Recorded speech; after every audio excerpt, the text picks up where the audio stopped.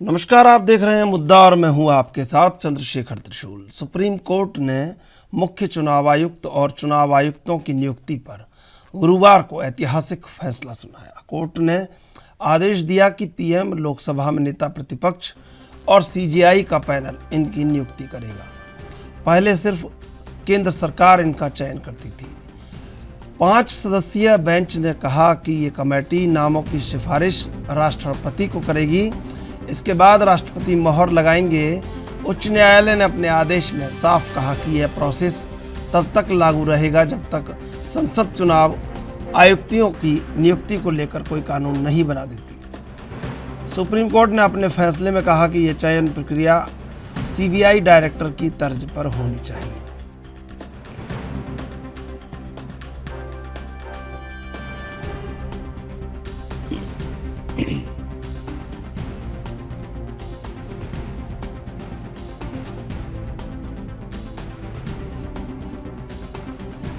and which remained vacant till the hearing began, and it was filled up post haste by some secretary of the government who was given premature retirement by the government soon after the hearing began, and I had mentioned that this interim application.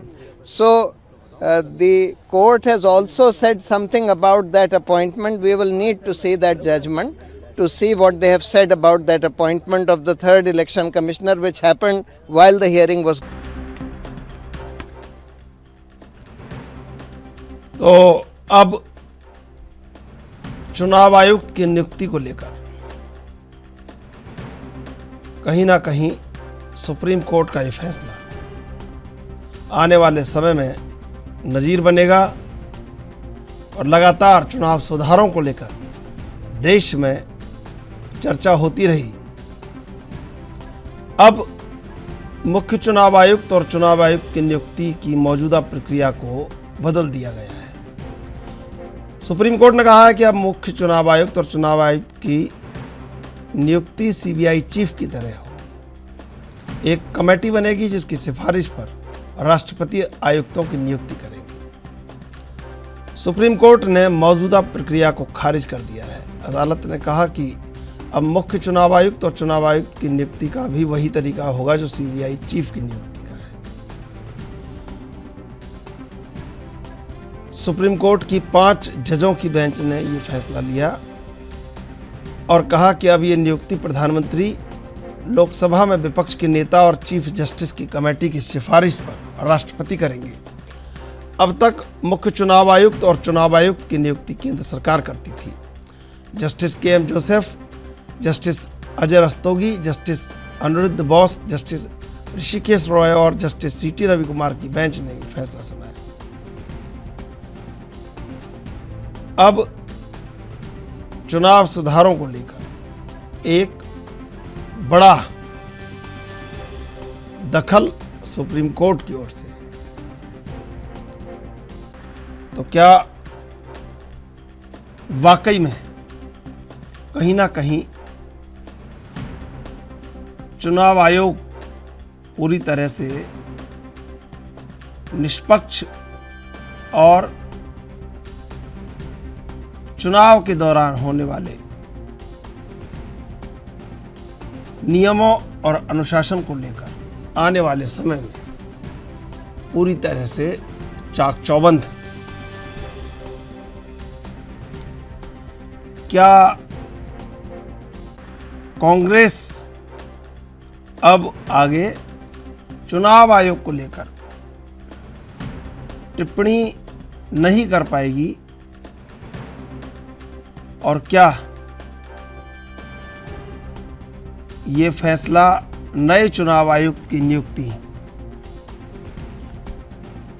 चुनाव आयोग में TH. Seshan के कार्यकाल को कहीं ना कहीं दोहराने की दिशा में बड़ा कदम साबित होगा? देश भर में इस पर चर्चा चल रही है और चर्चा यही कि चुनाव सुधार को लेकर सुप्रीम कोर्ट का ये फैसला आने वाले समय में मील का पत्थर साबित होगा। अभी तक चुनाव आयुक्त, मुख्य चुनाव आयुक्त और चुनाव आयुक्तों की नियुक्ति केंद्र सरकार करती रही और इसी को लेकर लगातार कांग्रेस हमलावर रही और कहीं ना कहीं चुनाव आयोग को कटघरे में खड़ा करती रही। लेकिन इस निर्णय ने कहीं ना कहीं एक विराम उन तमाम अटकलों और तमाम आरोपों पर लगा दिया है जो लगातार विपक्षी दल हंगामा करते रहे और कहीं ना कहीं केंद्र सरकार को कटघरे में खड़ा करते रहे।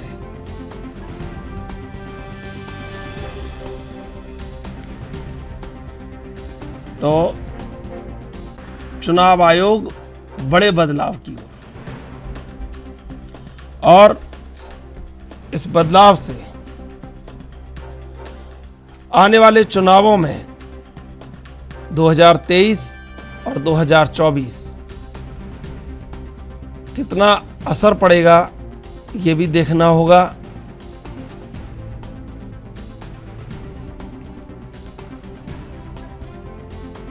राष्ट्रपति को ये सिफारिश जाएगी, उसके बाद राष्ट्रपति इस पर मोहर लगाएंगे और इसके बाद मुख्य चुनाव आयुक्त और चुनाव आयुक्तों की नियुक्ति होगी। दरअसल कोर्ट ने कहा कि इलेक्शन कमीशन का स्वतंत्र होना जरूरी है। Justice KM. जोसेफ ने कहा कि लोकतंत्र को बनाए रखने के लिए चुनाव प्रक्रिया की निष्पक्षता बनाए रखी जानी चाहिए, नहीं तो इसके अच्छे परिणाम नहीं होंगे। उन्होंने कहा कि वोट की ताकत सुप्रीम है, इससे मजबूत से मजबूत पार्टियां भी सत्ता हार सकती हैं, इसलिए इलेक्शन कमीशन का स्वतंत्र होना बेहद जरूरी है।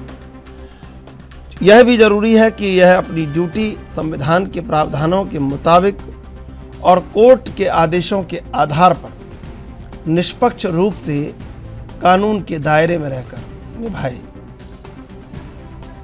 मुख्य चुनाव आयुक्त और चुनाव आयुक्तों की नियुक्ति को लेकर फिलहाल देश में कानून नहीं है। नियुक्ति की प्रक्रिया अब तक केंद्र सरकार के हाथ में थी। अब तक अपनाई जाने वाली प्रक्रिया के मुताबिक सचिव स्तर के मौजूदा या रिटायर हो चुके अधिकारियों की एक सूची तैयार की जाती रही। कई बार इस सूची में 2 दर्जन से अधिक नाम होते थे। इस सूची के आधार पर 3 नामों का एक पैनल तैयार किया जाता था। इन नामों पर प्रधानमंत्री और राष्ट्रपति विचार करते थे। इसके बाद प्रधानमंत्री पैनल में शामिल अधिकारियों से बात करके कोई एक नाम राष्ट्रपति के पास भेजते हैं। इन नाम के साथ प्रधानमंत्री की नोट भी भेजे जाते हैं। उसमें इस शख्स के चुनाव आयुक्त चुने जाने की वजह भी बताई जाती है। देखा जाए तो इस प्रक्रिया में सरकार का पूरा हस्तक्षेप होता है और इस प्रक्रिया में चुनाव आयुक्त चुने जाते हैं और जो इन सब में सबसे प्रमुख होता है उसे मुख्य चुनाव आयुक्त नियुक्त किया जाता है। संविधान का अनुच्छेद 324(2) कहता है कि चुनाव आयोग में मुख्य चुनाव आयुक्त और अन्य चुनाव आयुक्त हो सकते हैं। यह राष्ट्रपति पर निर्भर करता है। इसकी संख्या कितनी होगी? आज़ादी के बाद देश में चुनाव आयोग में सिर्फ मुख्य चुनाव आयुक्त होते थे। 16 अक्टूबर 1989 को प्रधानमंत्री राजीव गांधी की सरकार ने 2 और चुनाव आयुक्तों की नियुक्ति की। इससे चुनाव आयोग एक बहुसदस्यीय निकाय बन गया। ये नियुक्तियां 9वें आम चुनाव से पहले की गई थी। उस वक्त कहा गया कि ये मुख्य चुनाव आयुक्त RVS पेरी शास्त्री को पर कतरने के लिए किया गया या उठाया गया केंद्र सरकार का एक कदम है। 2 जनवरी 1990 को VP सिंह सरकार ने नियमों में संशोधन किया और चुनाव आयोग को फिर से एक सदस्यीय निकाय बना दिया। 1 अक्टूबर 1993 को PV नरसिम्हा राव सरकार ने फिर एक अध्यादेश जारी किया और फिर वही जो 89 में हुआ था वही एक बार फिर हुआ। नरसिंहराव सरकार ने इस अध्यादेश के जरिए 2 और चुनाव आयुक्तों की नियुक्ति को मंजूरी दे दी। तब से चुनाव आयोग में मुख्य चुनाव आयुक्त के साथ 2 चुनाव आयुक्त होते हैं। साल 2018 में चुनाव आयोग के कामकाज में पारदर्शिता को लेकर बहुत सारी याचिकाएं सुप्रीम कोर्ट में दायर की गई और इन तमाम याचिकाओं में मांग की गई कि मुख्य चुनाव आयुक्त यानी सीईसी और चुनाव आयुक्त यानी इलेक्शन कमिश्नर की नियुक्ति के लिए कॉलेजियम जैसा सिस्टम बने। सुप्रीम कोर्ट ने इन सब याचिकाओं को क्लब करते हुए 5 जजों की संविधान पीठ को इसे भेज दिया था। सुप्रीम कोर्ट इसी मामले की सुनवाई कर रही थी। सुनवाई के दौरान सुप्रीम कोर्ट ने सीईसी और ईसी की नियुक्ति प्रक्रिया पर सवाल उठाया था। इसी दौरान 1985 बैच के आईएएस अरुण गोयल ने उद्योग सचिव पद से 18 नवंबर को वीआरएस लिया था और इस पद से उन्हें 31 दिसंबर को रिटायर होना था। गोयल को 19 नवंबर को चुनाव आयुक्त अपॉइंट कर दिया गया।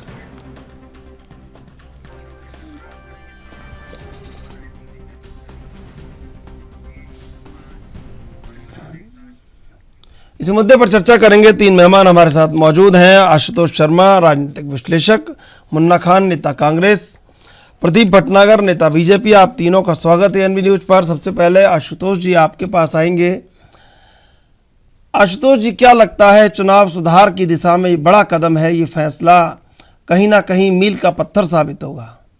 देखिए चंद्रशेखर जी, मैं आपको बताना चाहूंगा कि जो सुप्रीम कोर्ट ने जो अभी इस पे आदेश दिया कि 5 जजेस की बेंच ने इस पे डिसीजन लिया कि चुनाव आयोग का सिलेक्शन जो है एक कमेटी करेगी जिसमें कि प्राइम मिनिस्टर भी होंगे सदस्य, अपोजिशन पार्टी के नेता में शामिल होंगे। तो ये एक माइलस्टोन होगा।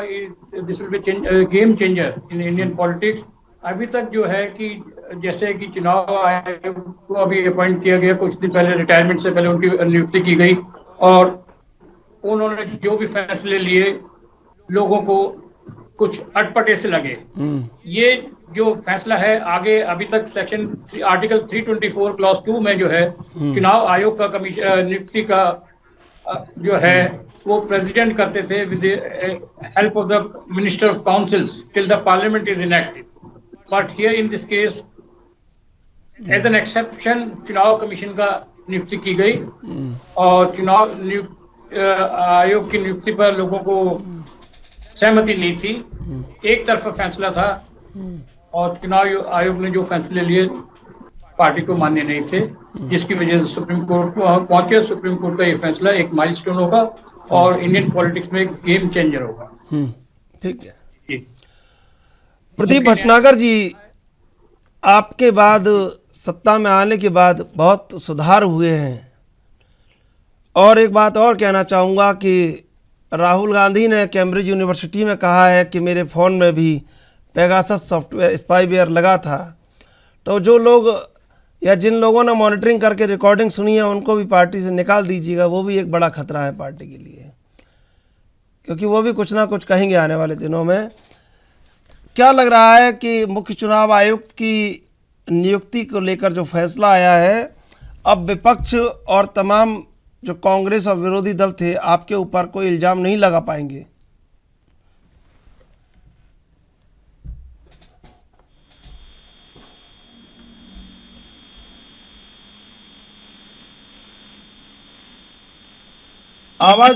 आवाज म्यूट हो रही है आपकी शायद।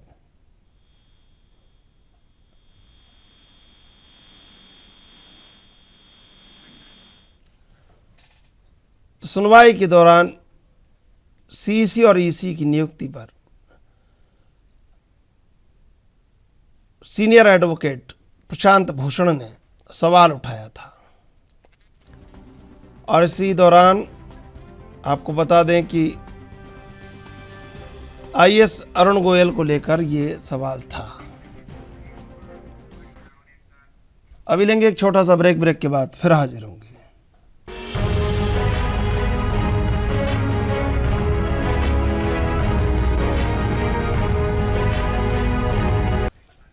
सीधे चलेंगे मेहमानों के पास। प्रदीप भटनागर जी, अब तो कोई इल्ज़ाम आपके ऊपर नहीं होगा, क्योंकि अब जो कुछ होगा वो सरेआम होगा और उनकी सहमति से होगा जो इल्ज़ाम लगाते थे। आदरणीय त्रिशूल जी, मेरी उम्मीद है आवाज आ रही होगी आप तक। जी जी जी, पूरे देश में जा रही है आपकी आवाज़। धन्यवाद जी जी, धन्यवाद दूंगा पूरे देश को और एनपी न्यूज को भी, जी, जिसने 3 राज्यों में फिर भारतीय जनता पार्टी को बहुत भारी मतों से विजयश्री दिलाई है।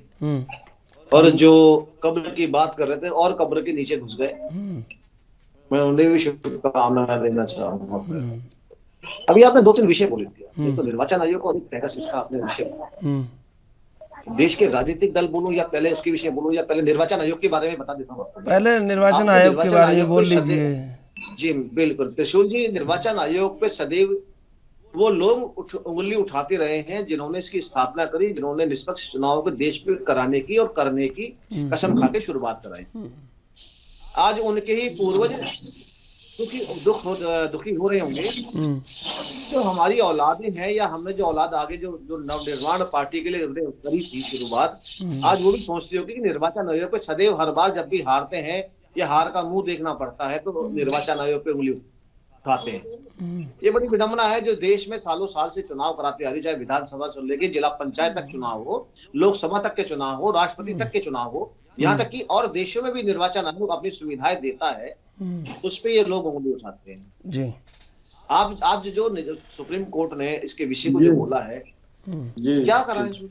है तो वो सिस्टम वही, जब किसी आयुक्त का जब आयुक्त को जब स्थापित होगा वो किसी कुर्सी पे या उस संस्था का, तो वही होगा ना, इसमें विपक्ष, नेता विपक्ष और जितने भी संस्थान के जो पार्टियों के लोग बैठते हैं वही बैठेंगे। पर यही है कि न्यायालय के कुछ जो उसमें उच्च न्यायालय के जो सुप्रीम कोर्ट जज हैं वो इसमें नियुक्त और किए गए। तो ये देखिए ना, जो लोग इन चीजों को लेके गए कि उनको शंका सदैव रहती है। इन्हें जब ये जीतते हैं किसी राज्य में तभी शंका नहीं रहती कि इन्हें कहीं बैलेट पेपर याद आता है, कभी कुछ याद आता है। बड़ी चीजें हैं, इन्होंने सदैव उन संस्थानों को उठाए। देखिए तो सुप्रीम कोर्ट को भी नहीं छोड़ते, तो इन लोगों को कुछ नहीं हो सकता।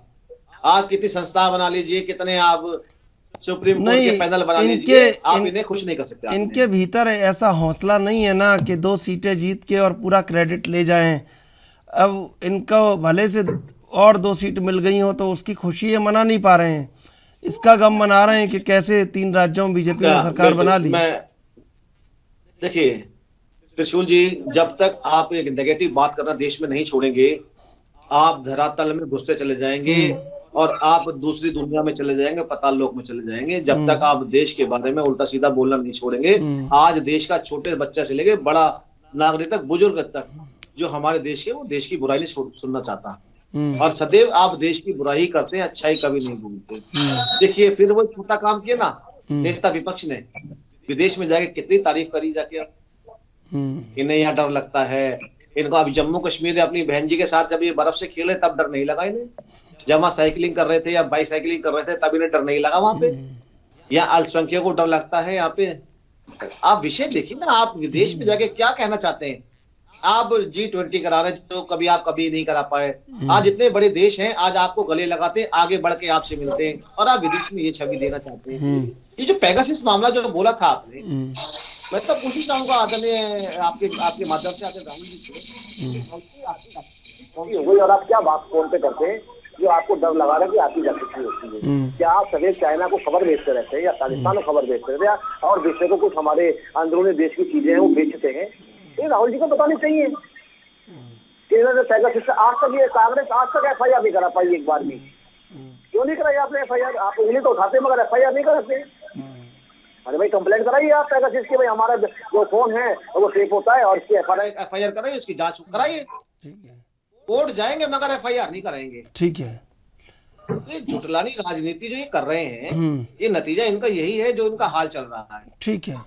और जब से इनके नेताओं ने, कार्यकर्ताओं ने, जब से इन्होंने कब्र की बात करी है, भारतीय जनता पार्टी का एक एक कार्यकर्ता कंधे पे फावड़ा और हाथ में तसला लेके कब्र खोदना तैयार करना पूरे देश के कार्यकर्ताओं ने बीजेपी से कांग्रेस की कब्र खोदने के लिए जगह जगह उठा लिया है फावड़ा और शुरू कर दिया गड्ढा खोदना कितना गहरा होता है जब तक। और 2024 तक कम से कम 50 फुट 100 फुट 150 फुट गड्ढा खोद देंगे भारतीय जनता पार्टी के लोग इस कांग्रेस के लिए। कभी निकल ही नहीं पाए धरातल से ऊपर ही नहीं। ठीक है मुन्ना खान जी, क्या लगता है अब तो तमाम अटकल तमाम आरोप आपके निराधार हो जाएंगे, क्योंकि अब तो सुप्रीम कोर्ट का निर्णय आ गया है कि जो मुख्य चुनाव आयुक्त है उसकी नियुक्ति में प्रधानमंत्री और कांग्रेस के लोकसभा में नेता और जो जज हैं सुप्रीम कोर्ट के वो सब बैठेंगे, उन सब के बाद राष्ट्रपति के पास सिफारिश जाएगी। तो क्या लगता है अब तो ठीक हो गया है सब? सवाल मुझसे जी कहीं ना कहीं त्रिशूल जी, सबसे पहले तो आपको नमस्कार, आपकी टीम को नमस्कार, आपके दर्शकों को नमस्कार। त्रिशूल जी, कहीं ना कहीं सुप्रीम कोर्ट को लगा कि निर्वाचन आयोग का गलत उपयोग किया जा रहा है या निर्वाचन आयोग गलत दबाव में काम कर रहे हैं। जिस तरीके से कई राज्यों से घटनाएं आई, चाहे वो गुजरात हो, चाहे उत्तर प्रदेश हो, चाहे नागालैंड मेघालय हो, तो कहीं त्रिपुरा हो, कहीं ना कहीं संदेश तो जा रहा था। इसके वजह से माननीय सुप्रीम कोर्ट ने ये निर्णय लेने का काम किया। दूसरी चीज, 2014 के बाद कोई भी चुनाव आयोग के कार्यकाल पूरे नहीं हुए, तो क्या वजह थी? तो चुनाव आयोग का मसला और जो अभी प्रेजेंट में सरकार है, जो भारतीय जनता पार्टी की सरकार है, उसके प्रेशर के हिसाब से जितनी भी संस्थाएं कहीं ना कहीं वो दबाव में काम कर रहे हैं। नजरों में आई बात ये, और फिर उन्होंने ये कहा कि प्रधानमंत्री नरेंद्र मोदी और विपक्ष के नेता और बाकी जो संगठन उनको मिलकर के ही चुनाव आयोग की नियुक्ति की जाएगी। तो कहीं ना कहीं सवालिया सरकार पे सवालिया निशान लग रहा है कि जी किस तरीके से ये शाह और शहनशाह की जो तानाशाही पे उतार। अरे भाई चुनाव सुनिए मुन्ना खान जी, शुरुआत किसने की? शुरुआत तो आपने ही की। 1989 में राजीव गांधी ने 2 चुनाव आयुक्तों की नियुक्ति करवाई। उसके बाद नरसिम्हा राव ने भी वही काम किया, अध्यादेश लाकर नियुक्ति करवाई बाद में। तो ये शुरुआत किसने की? बात ये भी तो है ना, शुरुआत आपने की, इस पर नहीं बोलेंगे? मैं कह रहा हूँ कि शुरुआत हमने की या किसने की? मैं जवाब सवाल पूरा कर लूं। शुरुआत किसने की सवाल ये नहीं, भटनागर जी हंसे नहीं, पूरी बात तो सुन ले। सवाल ये है किसी के मुस्कुराने पर न रोक लगाइए इस तरह। इनके सरकार में एक्शन लिया है। हमारी गलतियां नहीं थी, अगर हमारी गलतियां थी सुप्रीम कोर्ट उस टाइम लेते, लेकिन गलतियां अभी सीधी सीधी भारतीय जनता पार्टी की है। और अभी हमारे मित्र भटनागर जी कह रहे थे कि जो कह रहे थे मोदी तेरी कबर खुदेगी, मैं कह रहा हूं किसी ने नहीं कहा कि मोदी तेरी कबर खुदेगी। ये हिंदुस्तान में इतिहास में पहली बार इतना झूठा प्रधानमंत्री देश को मिला है, जो खुद जुमले बनाता है उस पर हमले करवाता है। नहीं, आपको ये नहीं, ये भाषा इस्तेमाल नहीं करनी चाहिए। झूठ बोलने का काम प्रधानमंत्री के द्वारा और बीजेपी प्रवक्ताओं के द्वारा पूरे देश में किया जा रहा है। मोदी से किसी को बैर नहीं है, बैर है कि उसकी भारतीय जनता को जो आपने वादे किए जनता के साथ, ये कांग्रेस ने नहीं कहा क्या? देश के साथ झूठ बोला जा रहा है, ये नहीं कहा क्या? सुरजे वाला जी से पूछ लीजिए, आपके पूरा AICC पूरा एयरपोर्ट में बैठा हुआ था। बीजेपी को अपने अस्तित्व का पता नहीं, बीजेपी को अपने औकात का पता नहीं। अगर 4 सीटें सरकार बन गई, बीजेपी की सरकार बन गई, बीजेपी की सरकार बनी, भाई तुम अपनी औकात वहां ढूंढो, तुम कितने पानी में हो, उसके बाद ये तमघेले बजाना कि मैं कहा हूं। संगठन में सरकार बना लेने से कोई बाहुबली या वाहवाही नहीं हो जाती। आपके वजूद अभी भी नहीं है, बेशक सरकार बन गए, आपके वजूद आपके नहीं है। मेघालय में भी सरकार बना ली, परंतु मैं नहीं, मेघालय में भी बना ली मुन्ना खान जी, मेघालय में भी बना ली। आप देखिए, मेघालय में भी बना ली भाई, देखिए। आ रहा हूँ मैं, आ रहा हूँ प्रदीप जी, मैं आ रहा हूँ, प्रदीप जी आ रहा हूँ। जिस तरीके से जरा बताइए अमेठी से भाग के कौन गया है? ठीक है, ठीक है, अभी लेंगे एक छोटा सा ब्रेक के बाद फिर हाजिर होंगे।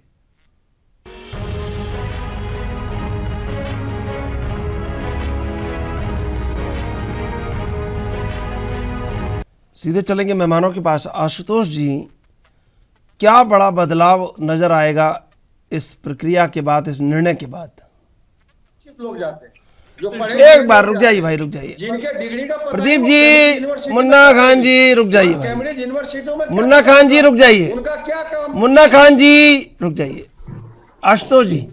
त्रिशूल जी, मैं आपके माध्यम से कहना चाहूंगा कि ये जो कोर्ट ने निर्णय दिया है ये एक मील का पत्थर साबित होगा और इससे आगे आने वाले समय में जो चुनाव इलेक्शन कमिश्नर की जो अपॉइंटमेंट होती है उसमें ज्यादा से ज्यादा पारदर्शिता आएगी। जस्टिस रस्तोगी ने, जो 5 जजेस की बेंच थी जिसने फैसला दिया, उसमें जस्टिस रस्तोगी ने तो यहाँ तक कहा है कि न केवल चुनाव आयोग की नियुक्ति बल्कि उसको हटाने का भी कार्य इस कमेटी के, तो इससे जो है अभी तक जो कोई अगर मन मर्जी करता आया है, किसी ने अपनी मर्जी का चुनाव आयोग बनाया है, तो उस परंपरा को ब्रेक लगेगा और इसमें चुनाव आयोग की नियुक्ति में आएगी और आगे आने वाले समय में और ज्यादा पारदर्शिता आएगी। बाकी ये बेकार के आरोप सुप्रीम कोर्ट के फैसले की हर सबको वो करना चाहिए, सम्मान करना चाहिए। जी मुन्ना खान जी, क्या लगता है तमाम अटकलों पे विराम लग जाएगा? आप तो अब मुख्य चुनाव आयुक्त की नियुक्ति में प्रक्रिया में शामिल होंगे, तो क्या लगता है? नहीं त्रिशूल जी, पारदर्शिता तो होगी और कहीं ना कहीं थोड़ा भय तो होगा, क्योंकि ये जो सरकार के हाथों में एबीसीडी कोई भी सरकार हो, फिर बाकी पार्टी कहेंगे बीजेपी और कांग्रेस मिली हुई है, तब क्या करेंगे? कैसे समझाएंगे? बताइए। कोई भी दल ये नहीं कह सकता कि बीजेपी और कांग्रेस मिले, क्योंकि बीजेपी और कांग्रेस का 36 का आंकड़ा है, क्योंकि हमारी विचारधारा नहीं मिलती। हमारी विचारधारा, अरे नहीं भाई, छत्रपों को समाप्त करने के लिए मिल जाओ तो आप छत्रपों को समाप्त करने के लिए कहीं ना कहीं मिल जाओ तो। नहीं, कतई नहीं मिल सकते हम। हमारी विचारधारा और बीजेपी की विचारधारा में जमीन आसमान का अंतर है। हम कभी भी विकास की बात करते हैं, हम विनाश की बात नहीं करते। थोड़ा कम हो या ज्यादा हो, कांग्रेस ने विकास किया है। बेशक उन्हीं उम्मीद पे 2014 में जनता ने मोदी को चुनने का काम किया और बीजेपी सरकार लाने का काम किया, लेकिन बीजेपी सरकार आज भी सच्चाई पे खड़ी नहीं उतरती है। इनके प्रवक्ता आएंगे तो कभी भी इनसे आप बात करो तो ये बात उन बातों को, उन मुद्दों को डाइवर्ट करते हैं। इनका मुद्दा पूरा डाइवर्ट होकर शमशान, कब्रिस्तान, पाकिस्तान इस पे चला जाता है। ये विकास पे बात नहीं करेंगे, युवा के रोजगार पे, ये जो पॉलिसी छूट रही है युवा के विकास पे भाई। अब उनके हंसने पे कोई रोक नहीं लगा सकते ना मुन्ना खान जी, आप कैसे ये कह सकते हैं कि हंसेंगे नहीं? बताइए आप। और देखिए ये उनका, देखिए मेघालय में 2 सीट जीते और उन्होंने कहा कि भाई देखिए हमने सरकार बना ली। आप कह ही नहीं पा रहे हैं कहीं पे कुछ भी, चाहे भले 1-2 सीट ज्यादा जीत जा रहे हैं तो भी। यही तो कह रहा हूँ, गोवा में 2 सीट सरकारी बना लेते, मेघालय में 2 सीट सरकारी बना लेते, कांग्रेस के मध्य प्रदेश में कांग्रेस के विधायक ज्यादा तोड़ करके ये सरकार बना लेते, राजस्थान में इन्होंने कोशिश की, विफल हो जाते हैं, तो छत्तीसगढ़ में कोशिश की और देखिए चुनाव होने के बाद, सुनिए चुनाव होने के बाद जीवी सिस्टम पर या वहां पर एक आदमी द्वारा वोट डाले जाने के फैसले पर आपका कोई ड्राफ्ट अभी तक नहीं आया है। कल चुनाव शाम को संपूर्ण हो गए थे, अब तक कोई ड्राफ्ट आपका नहीं आया, ये एक कमी है। हालांकि आप कैम्ब्रिज में बोल रहे हैं पेगासस के लिए। प्रदीप भटनागर जी, क्या लगता है कि कहीं ना कहीं अब अंकुश हो जाएगा चुनाव आयोग पर? देखिए अंकुश की बात तो यह है कि पहले भी ये लोग साबित नहीं कर पाए निर्वाचन आयोग पे। इन्होंने जितनी भी तोहमत लगाई, जितने भी दाग लगाए, वो सारे कच्चे थे और इनको उल्टी मुंह की खानी पड़ी। चाहे इन्होंने मशीनों पे उठाया, चाहे निर्वाचन अधिकारियों पे उठाया, चाहे क्षेत्रीय निर्वाचन अधिकारियों पे इन्होंने जितनी भी उंगली उठाई, ये विफल रहे। अगर और यही सबसे बड़ी चीज है कि हर अपनी इतनी बेइज्जती कराने के बावजूद भी संस्थानों पे जो उंगलियां उठाते हैं ये बाज नहीं आते हैं कि हर जगह देश देख रहा है। आपने ईवीएम पे उठाया तो आपको मुंह की खानी पड़ी। आम आदमी पार्टी सब एकजुट हो गए, पूरा काफिला गया दिल्ली निर्वाचन आयोग, राष्ट्रीय आयोग कि भैया देखिए मशीनों में गड़बड़ है, हम लोग चुनाव हार गए। मगर अब जब ये और जगह जीतते हैं तब मशीनों पे इनको कोई नहीं होता। तो ये चीजें हैं कि आप कैसे भी कर दे जनता की छूट लेके चाहिए। सर मैं खान साहब सुन लीजिए। तो आप हिमाचल में सरकार क्यों बना लिया आपने? आप सुन लीजिए, आपने बोला मैं सुना, आपने बहुत कुछ बोला। ये बात कर रहे थे, अभी जाहिलों वाली बात कर रहे थे। तो जो जाहिल होते हैं वो देश हित के बारे में बोलते हैं, विदेश में जाके देश की बुराई नहीं करते। जो जाहिल होते हैं वो देश के जो, क्योंकि पढ़े लिखे आदमी को समझाना बड़ा मुश्किल है, और जो जाहिल आदमी होता है वो समझता है कि देश क्या है, दुनिया क्या है, और हम क्या है, आप क्या है। पहली चीज। दूसरी चीज बता दूं आपको मैं, अगर श्री राहुल गांधी जी को बोलना था ना, तो भारतवर्ष में बहुत जगह है ना बोलने के लिए। आपको अगर एक यूनिवर्सिटी ने बुलाया है तो आप उसकी पढ़ाई पे, एजुकेशन पे बोलिए। आप देश के लिए बोल रहे हैं, क्यों? माँ ने तो बेचारी ने पढ़ने भेजा था विदेश, मगर ग्रेजुएशन नहीं कर पाए। एमबीए करने कराया तो एमबीए नहीं कर पाए, बीबीए करने भेजा तो बीबीए नहीं कर पाए, बीटेक करने भेजा बीटेक नहीं कर पाए। अब जाहिलों को सब जाहिल दिखाए तो हम क्या करेंगे। अभी एक चीज और कह रहे थे, ये हिंदू मुस्लिम हिंदू मुस्लिम हिंदू मुस्लिम कर रहे हैं। भैया बता दो जरा कि देश में कहाँ दंगे हो गए, पूरे देश को बता दो, किसी कोने में। तुम आपके अपने राज्य बता दो कि आपके राज्यों में दंगे हो गए हो। और आपने विकास की बात और करी थी। आप जिन राज्यों में सरकार चला रहे हो साहब, 2-4 विकास उसके बता दीजिए, मैं पूरे देश के बता देता हूँ। और नहीं देखिए भाई, सुनिए प्रदीप भटनागर जी, देखिए राजस्थान में आज ही की घटना मैं बता रहा हूँ, अभी से कुछ देर पहले की। दिव्या मित्तल गिरफ्तार हुई थी, आईपीएस, और उनके रिसोर्ट पर चला दिया है बुलडोजर अशोक गहलोत ने। कारण है, देखिए बहुत अच्छी बात बताता हूँ आपको त्रिशूल साहब, ये तो भारतीय जनता पार्टी की नकल है। जिस तरह भाजपा की राज्य सरकारें आज जो काम कर रही हैं, ये दिखाना चाहते हैं कि, क्योंकि पता है इनके राज्य को पता है कि अगर हम योगी मॉडल नहीं अपनाएंगे वापस नहीं आ पाएंगे। इन्होंने अगर विकास करा होता, देखिए जब ये सरकार में थे साहब, ये 20 से 2300 किलोमीटर सड़क बनाते थे। आज भारत में डेली आज 3300 से 3400-3500 किलोमीटर सड़क बनती है रोज। ये खूबी है जो अटल जी जो सरकार चलती थी इनसे पहले, जो और ये भी तो देखिए ना आप ही के समय में हुआ है, ये निर्णय भी आप ही के समय में आया है। विकास की बात कर रहे हैं आप, नहीं ये निर्णय भी आप ही के समय में आया है, चुनाव आयोग में सुधार का निर्णय भी आप ही के समय में आया है। देखिए मैं कहता रहा हूँ, मैं ये संतुष्ट नहीं हो पाएंगे। ये चीजें चारों राज्यों से चले गए, ये गुजरात में 0 सन्नाटा हो गए, इनको तो ये फिर भी उंगली उठाएंगे, ये बाज नहीं आएंगे सुशील जी। नहीं अब तो मुन्ना खान जी खुश होना चाहिए आपको भाई, ये निर्णय जो आया आप बोल नहीं रहे कुछ भी, खुश होना चाहिए आपको कि आपकी भूमिका हो गई सीधी। देखिए बिल्कुल बिल्कुल, हम तो बहुत खुश हैं। हम तो चाहते हैं कि जो कांग्रेस चाहती है जिन्हें आयुक्त बनाना उन्हें बनाए और निष्पक्ष चुनाव कराए। हमें इस संस्थानों के ना तो कभी बुराई दिखाई दी और ना हमें कमी नजर आई। ये संस्था निष्पक्ष काम करती है। आज निर्वाचन आयोग इतना अच्छा काम करता है, लोगों को प्रोत्साहन देता है, लोगों को मैसेज करता है, और बूथों पे जाके टेंट लगवा, अच्छे से गेट बनवा, बैलून लगवा, लोगों को प्रोत्साहन देने का, भाई आप वोटिंग डालिए। ये देश हित की बातें हैं। ये अभी क्यों हो रही है, पहले क्यों नहीं होती थी? आज भी निर्वाचन आयोग है और रेड कारपेट बिछाता है अपने वोटरों के लिए कि भैया आइए आप वोट डालिए रेड कारपेट आके। तो ये चीजें प्रोत्साहन के लिए, लेकिन वोट परसेंट तो नहीं बढ़ रहा है ना, वोट के प्रति लोगों में निराशात्मक भाव आ गया है, वोट का परसेंट नहीं बढ़ रहा है, घटा है पिछले आप चुनावों को देखेंगे तो।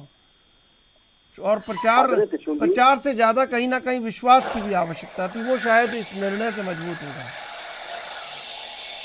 प्रदीप जी मैं ज्यादा पीछे नहीं जाऊंगा, मैं अभी की बात करता हूँ। अभी राज्य में चुनाव खत्म हुआ है, 84% बहुत बड़ी चीज होती है, वोटिंग हुई है। यही तो सवाल खड़ा हो रहा है, कैसे हो गया है, और वहाँ 90 कैसे हो गया, पोलिंग हुई है जी। ये सवाल खड़ा हो रहा है, इसको लेके जीवी सिस्टम की चर्चा हो रही है पूरे देश में। कैसे भाई, कैसे 90% वोटिंग कैसे हो रहा है बताइए, ये सवाल खड़ा हो रहा है। तभी तो चुनाव सुधारों को लेकर बात चल रही है। आदरणीय त्रिशूल जी, ये वही ट्राइबल एरिया हैं जहां नक्सलवाद, बोडोलैंड अब जो वोट डालने नहीं देती थी, जहां विकास की बहुत ज्यादा जरूरत था, जिस सदैव इग्नोर किया गया, वहां मशीनरीज काम करती थी, धार्मिक मशीनरीज काम करती थी, और वहां पे ये काम हुआ है। आज उन्होंने आजादी से बाहर निकल के वोट डाला है। आज उन्होंने देखा, जो विकास की बात करते हैं, जो एक भारत श्रेष्ठ भारत की बात करते हैं, उन्हें अधिकार दोबारा पुनः जिताने का अधिकार है, उन्हें जिताया जाए। क्योंकि वो पूर्वांचल जहाँ सदैव विकास की जरूरत थी, आगे लाने की जरूरत थी, जहाँ कभी काम नहीं करा इन्होंने, आज उन्होंने राज्यों ने आज वोटिंग करी है। आज गुजरात में हार गए, क्यों हार गए जी बताइए ना? वहाँ भी तो पोलिंग हुई।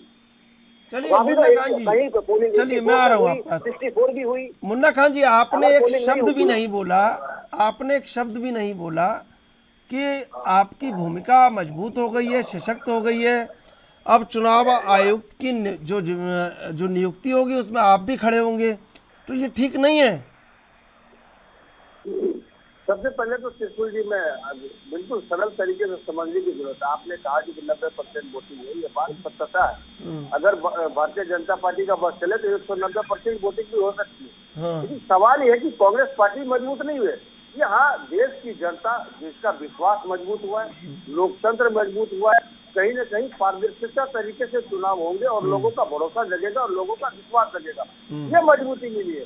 कांग्रेस पार्टी की मजबूती से कोई लेना देना इसका नहीं है। मजबूत मेरा देश हो रहा है, हमारा देश हो रहा है, और मजबूत हमारा यकीन होगा। मजबूत जनता, जो 140 करोड़ जनता, उसके यकीन को मजबूती मिलेगा कि किस तरीके से किसी भी सिस्टम को हैक करके या किसी भी सिस्टम पे दबाव बना करके जो ये सरकार अपना काम करवाती है या अपना प्रेशर में रख करके किसी भी तरह से ये अपने अंदर लेती है, तो वो आज पारदर्शिता हो जाएगी। मैं कह रहा हूँ मेन सबसे बड़ी जो समस्या है कि ये चुनाव आयोग का कहीं न कहीं दबाव में काम करना और लोकतंत्र का हनन होना, लोकतंत्र की हत्या होना, लोकतंत्र को निचोड़ना मरोड़ना, ये सारी चीजें थी जो लोग बेवास थे। आज माननीय सुप्रीम कोर्ट ने कहा है तो खुशी की लहर पूरे देश में दौड़ी आज कि कहीं न कहीं आज हमारा जिससे 140 करोड़ की जनता का यकीन था, कहीं न कहीं आज वो जगह है, आज वो उठा है और आज उसने सत्य कहा है कि चुनाव आयोग को अपने तरीके से काम करना चाहिए, क्योंकि उन्हें पता लगा 140 करोड़ जनता की रिपोर्ट, 140 करोड़ जनता का एहसास,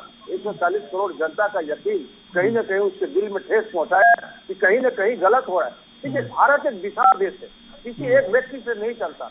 यहाँ चलता है हमारे यकीन से, 140 करोड़ के विश्वास से, 140 करोड़ के साथों से, 140 करोड़ के सौहार्द से, भाईचारे से, इससे चलता है। किसी एक दो व्यक्ति से ये देश नहीं चलता। बहुत बड़ा विशाल देश है। यहाँ क्या हुआ, एक वो गालिब का शेर है कि कौमों को मत बांटो कबीलों में, कौमों को मत बांटिए कबीलों में, नदियों को मत बांटिए झीलों में, सबसे बड़ा भारत देश है मेरा, इसको कहीं न पिरोइए। ये बहुत बड़ा देश है, इनको तोड़ने की कोशिश या भाईचारे के सौहार्द बिगाड़ने की कोशिश बार बार किसी एक दल के द्वारा की जाए। तो मैं कह रहा हूँ कोई एक दल नहीं है, ये दल कई बार वो कुछ कहना चाह रहे हैं आपसे। कभी गठबंधन की सरकार बनी। प्रदीप भटनागर जी इस बात का स्वागत करेंगे कि त्रिशूल जी, मैं तो कहता हूँ आपके वक्तव्य को ब्रेकिंग करनी चाहिए। श्री राहुल गांधी जी को भी इसी आपसे सीखनी चाहिए कि देखिए, एक भारत श्रेष्ठ भारत की एक कांग्रेस के खुद नेता बैठ के बात कर रहे हैं। ये सीख अगर श्री राहुल गांधी जी को अगर आ जाती तो 9 सीट में आपकी थोड़ी बहुत सीटें बढ़ जाती। मगर आपने ये बात अगर 90% पोलिंग की आपने जनता के हित में बोली, ये चीजें कांग्रेस के अन्य दलों को भी, प्रवक्ताओं को चीजें समझनी चाहिए कि अगर पोलिंग हम चाहते हैं, अगर पोलिंग अच्छी होगी तो कोई गुंडा प्रवृत्ति का नेता नहीं बन पाएगा। पढ़े लिखे लोग नेता बनेंगे और पढ़े लिखे लोग सरकार में बैठेंगे और जनता और देश के लिए काम करेंगे। अच्छी वोटिंग, अच्छी पोलिंग का मतलब ये होता है। और इसीलिए निर्वाचन आयोग जितना काम करता है, हम लोग प्रोत्साहन देते हैं। हम लोग भी कहते हैं कि वोट डालने निकलिए, यार साहब जिस मर्जी को डालने निकलिए, मगर घर से पोलिंग करने निकलिए। शहरी क्षेत्र में पोलिंग कम क्यों होता है बताइए ना, गांव देहात में ज्यादा क्यों होता है? और जहां सबसे ज्यादा वोटिंग होती है साहब, वही विकास नहीं पहुंच पाता। शहरी क्षेत्र में 40%, 45% पोलिंग होती है और सबसे ज्यादा विकास की दुहाई और सीवरेज की दुहाई और देश जनता की दुहाई वही लोग देते हैं जो वोट डालने निकलते। क्यों? उनकी जो है कोर्ट पे, उनके मुंह पे धूल जम जाएगी। और जो गरीब सुबह से लाइन में लगता है, रात तक लाइन में लग के पोलिंग करता है, वो वंचित रह जाता है विकास से। उन्हें जरूरत है विकास की, जो पोलिंग करता है देश के लिए। आशुतोष जी क्या लगता है कि शहरी नागरिक क्यों वोट डालने नहीं जाता, ये भी बताइए। वो देखता है कि इस पार्टी को ठीक है।